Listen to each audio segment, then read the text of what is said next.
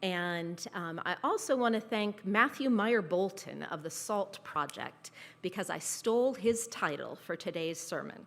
It's called Turning Tables, and almost everybody knows a story about Jesus turning tables. It's one of those stories where Jesus seems to get angry and actually upset things, not just in the way people think about things, but literally turning over tables in the temple. Do any of you remember that story? Okay. And that's a story in which he is saying that his Father's house should be a house of prayer for all people, and you have made it a den of thieves and robbers. So he turns over the tables where the money changers are doing transactions for travelers from out of town who've come to the temple to make sacrifices and worship at the temple. I think that the story that Harry read for us today is also a story of turning tables. It's a story of Jesus being at table with some Pharisees, and I assume with his disciples, although it doesn't say who all was at the table. He's a guest at the house of a Pharisee, and they were watching him closely. But not only were the Pharisees watching Jesus closely, he was also watching those who had gathered at the table with him. And he noticed something about the way that they chose their seats at the table. And at this point in the sermon, I was going to say something about the people who choose the very back seats in the sanctuary and the people who choose the very front seats in the sanctuary. But I decided not to, because if I had the choice, I would be way in the back instead of up here in the front. But I have this job, and I will do my best to do it. So will you pray with me, please? Lord, may the words of my mouth and the thoughts and meditations of all of our hearts be acceptable in your sight, for you are our rock and our Redeemer. And now, dear God, either through me or in spite of me, speak the word that your people who are listening today need to hear. Amen. So Jesus does some turning tables, watching as people are finding their places at the table. He gives them some advice. And at first, this story might seem to be a simple lesson in good manners. When you're invited as an invited guest to a banquet, it is wise to choose one of the more humble seats rather than the seat at the head of the table, because that way, if someone who is of a higher station than you comes, your host doesn't have to come and tell you, oh, you're not that important, move down to one of the lower seats. I think that it's more than that, though, because I think that Jesus is saying, you know, when you're the one who hosts the banquet, invite the people that no one else has invited.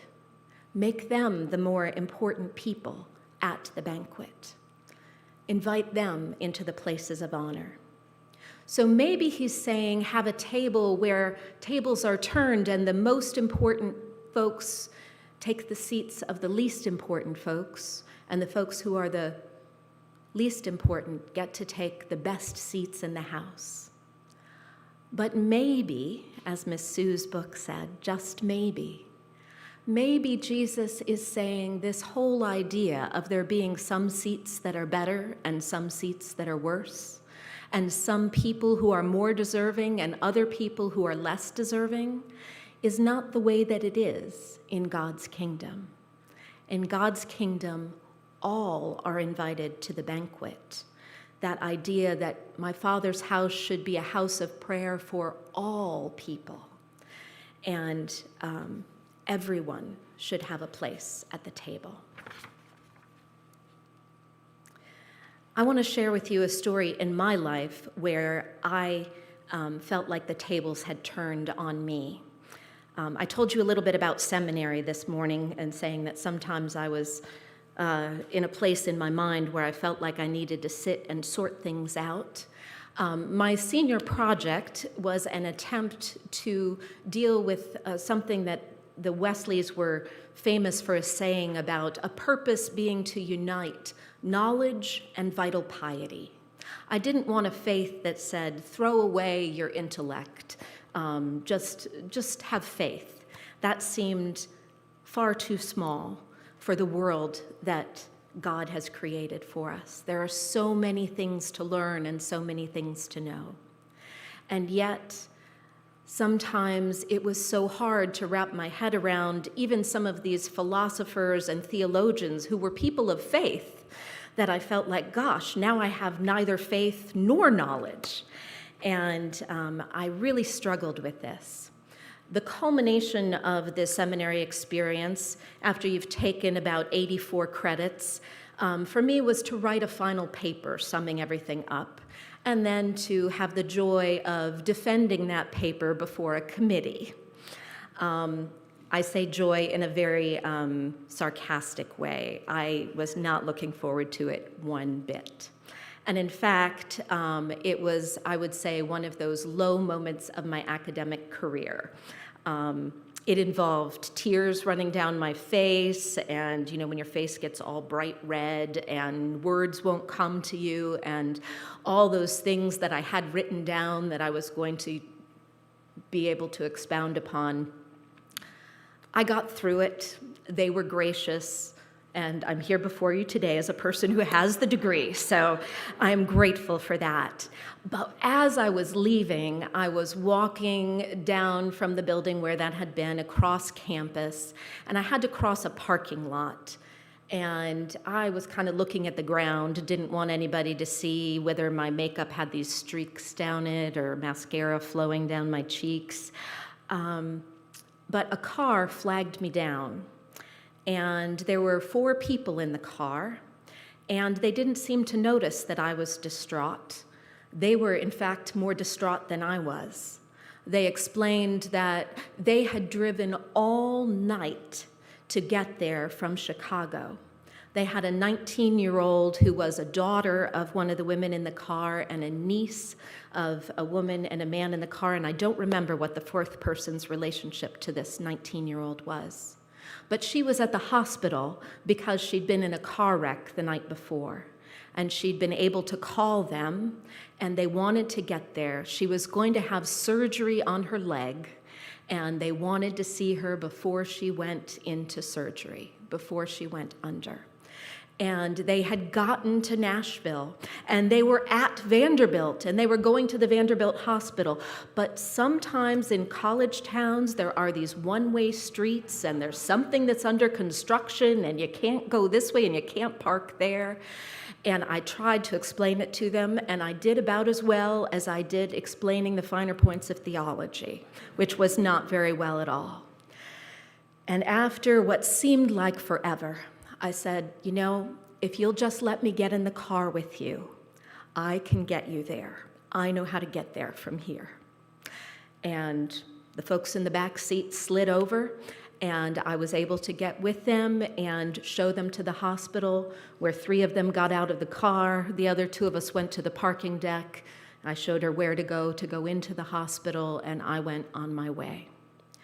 I felt like in that moment, God had turned the tables on me, that what I thought was about me and whether or not I was good enough, whether or not I was able to do that thing that I had set out to do, was clarified by the thing that God had me to do next. And I am grateful for the opportunity, whenever I have it, to enter into a situation with people and travel with them as a witness to God's grace in the midst of life, whether it's in the midst of good times or bad times. We've certainly had some of those times together here at Lansing United, and there are some folks with us today who are in the midst of some of those times. I think that the idea of tables being turned is one that is central to the gospel. And I want to tell you one more story. This is one I heard as a little girl, and then I found it in a book of preaching examples. And I thought, oh, darn, I thought my preacher made that up. But it's still a good story, and so I want to share it with you. Apparently, it comes from a preacher named Charles L. Allen. And he tells the story of a boy who, over many days, labored to make a model sailboat. And it was beautiful. It was to scale, and just every piece was taken care of, as well as a grown-up would be taking care of their very fine toy. And this beautiful sailboat, the first time that he took it to the lake, he put it out and it was lost in a big gust of wind. He watched it fall over. He watched it sink. He looked for it, but it was not to be found. Weeks later, the boy was in a toy store and he saw his own boat for sale. After a quick trip home to rob his bank, he eagerly bought the little boat. Walking home with his arms wrapped around it, he said, "Little boat, you are mine. I made you and I bought you." Reverend Allen concludes the story by saying, "This is what God says to us. I made you, and with the life of my son, I bought you. You are mine." Thanks be to God. Amen.